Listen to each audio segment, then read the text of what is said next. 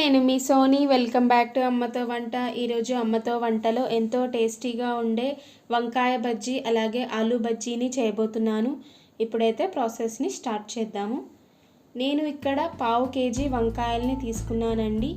బజ్జీ చేస్తున్నాం కదా, చిన్న సైజు వంకాయల్ని తీసుకున్నాను. చిన్న సైజు వంకాయలు అయితే బజ్జీ అనేది టేస్ట్గా ఉంటుంది.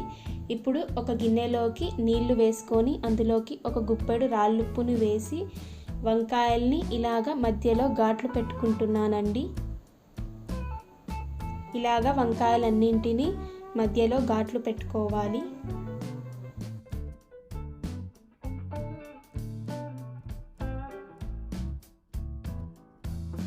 ఘాట్లు పెట్టాక ఈ వంకాయలన్నీ నీళ్ళల్లోకి వేసి స్టవ్ పైన పెట్టి ఉడికించుకోవాలి. ఇప్పుడు ఈ వంకాయలు ఉడికేలోపు నేను ఇక్కడ పిండిని కలుపుకుంటున్నాను. నేను 1/2 కేజీ శనగపిండిని తీసుకున్నానండి.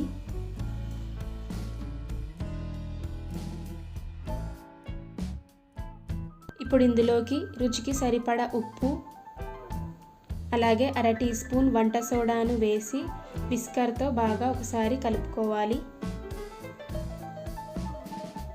ఇప్పుడు ఇందులోకి కొంచెం కొంచెంగా నీళ్లు పోసుకుంటూ పిండిని కలుపుకోవాలి.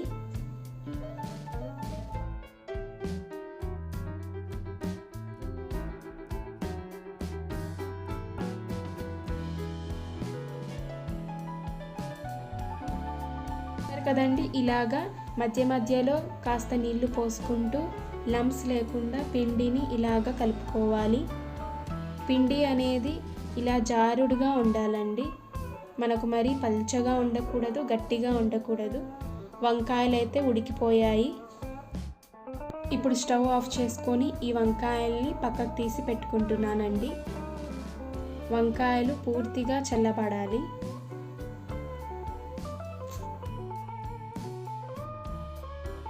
ఈ వంకాయలు చల్లారేలోపు స్టఫింగ్ కోసం మసాలాని రెడీ చేసుకుంటున్నాను. నేను ఇక్కడ 1 స్పూన్ కారం, 1 స్పూన్ గరం మసాలా, 1 స్పూన్ ధనియాల పొడి, అలాగే 1 స్పూన్ చికెన్ మసాలా, రుచికి తగినంత ఉప్పు వేసి వీటిని బాగా కలుపుకోవాలండి.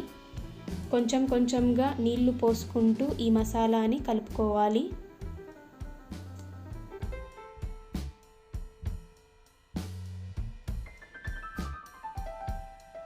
చూసారు కదండి, మసాలా ఇలాగా పేస్ట్ లాగా ఉండాలి. ఇప్పుడు ఈ మసాలాని నేను వంకాయ లోపల ఫిల్ చేసుకుంటున్నాను.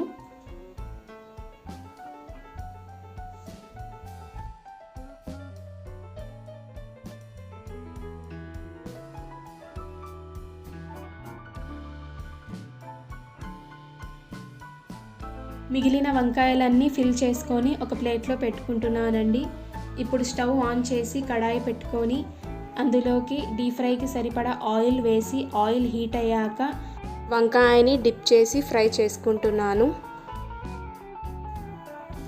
చూసారు కదా, ఇలాగ కలుపుకోవాలి.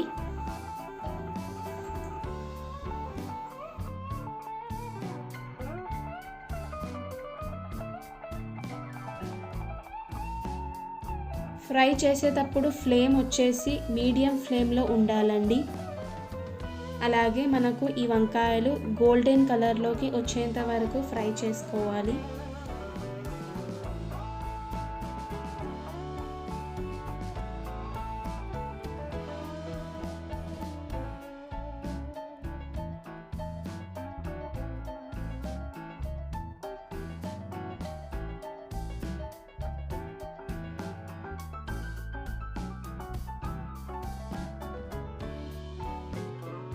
గోల్డెన్ కలర్ వచ్చాయండి, నేను ఇక్కడ తీసేస్తున్నాను.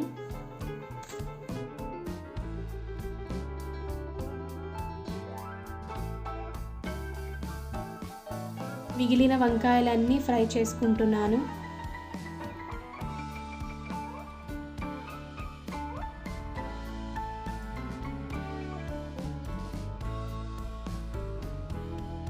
ఇప్పుడు నేను ఈ పిండితోనే ఆలూ బజ్జీ కూడా వేస్తున్నానండి. ఆలూని చిప్స్ లాగా కట్ చేసుకొని ఇలాగా బజ్జీలు వేసుకుంటున్నాను.